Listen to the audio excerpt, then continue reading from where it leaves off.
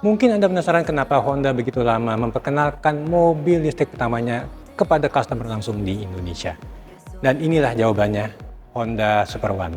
Karena Honda ingin memasukkan DNA Honda ke dalam sebuah mobil listrik. Jadi ini adalah mobil listrik yang rasanya nggak hambar seperti mobil listrik lainnya, karena rasanya juga seperti mobil Honda lainnya, yaitu fun to drive.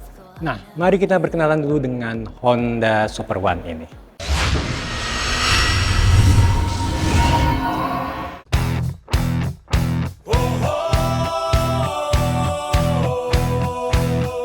Selama ini, kalau kita ngomongin mobil listrik atau EV compact, apa sih yang ada di kepala kalian? Senyap, halus, atau cuma kayak gadget berjalan yang ngebosenin? Nah, Honda ingin ngeruntuhin semua stigma itu lewat Honda Super One. Mobil listrik ini punya interpretasi radikal dari Honda. Nggak cuma ramah lingkungan, tapi dirancang supaya terasa hidup, emosional, dan super fun to drive. Honda ngembangin mobil ini untuk ngejawab satu pertanyaan besar. Bisa nggak sih sebuah EV tetap punya koneksi emosional sama pengemudinya? Jawabannya diwujudkan lewat filosofi Yukai, Sukai, Meikai, yang artinya joyful, exhilarating, dan intuitif. Honda pengen membawa era pocket rocket legendaris mereka masuk ke dunia elektrifikasi. Setelah N-Van dan N1, Honda ngerasa potensi kesenangan dari EV itu belum sepenuhnya terbuka lebar. Makanya Super One dikembangkan sebagai compact EV yang jauh lebih responsif dan asik buat ditekuk di jalanan. Bagi Honda, berkendara bukan hanya sekadar berpindah tempat, tapi tentang respons, rasa, dan koneksi antara mobil dan pengemudi. Menariknya lagi, mobil ini dibuat langsung untuk memikat dua generasi. Pertama adalah mereka yang kangen sensasi mobil kecil Honda yang lincah. Kedua adalah anak muda yang demen akselerasi instan EV, tampilan futuristik, dan berbagai gimmick fitur. Jiwa Honda di Super One jelas terpancar. Ia seolah mewarisi Honda City Turbo kedua yang compact, kencang, dan lincah. Karakternya bisa dikenali dari stance yang lebar, blister fender, ban lebar, dan karakter visual mengotak yang tegas.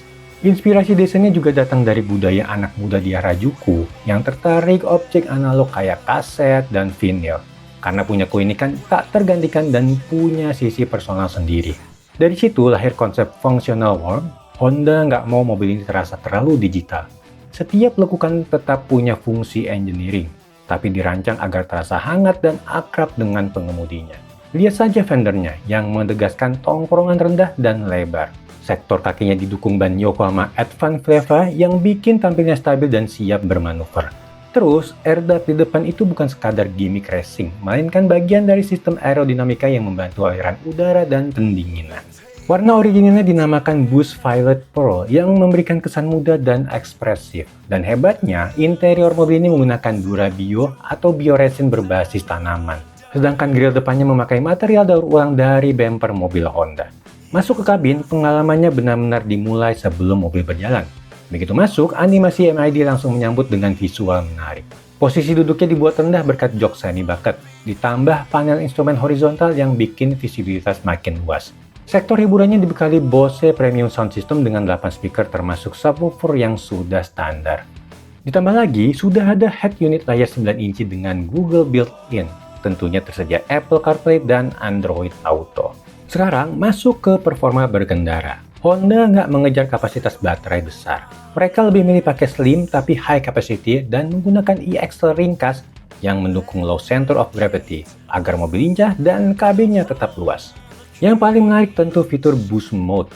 Dalam kondisi normal, tenaganya 47 kW atau setara 63 horsepower. Tapi begitu diaktifkan, dayanya melonjak instan jadi 70 kW atau 93 horsepower.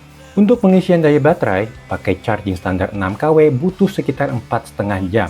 Sedangkan fast charging 50 kW cuma butuh 30 menit sampai 80%. Lewat fitur charging management di Honda Connect, bisa atur jadwal, arus tegangan, sampai remote charging dari smartphone.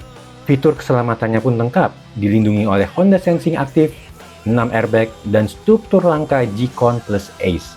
Kesimpulannya, Super One ini seperti menawarkan semua keunggulan EV sambil mengembalikan jiwa berkendara yang emosional khas Honda banget. Gimana menurut kalian?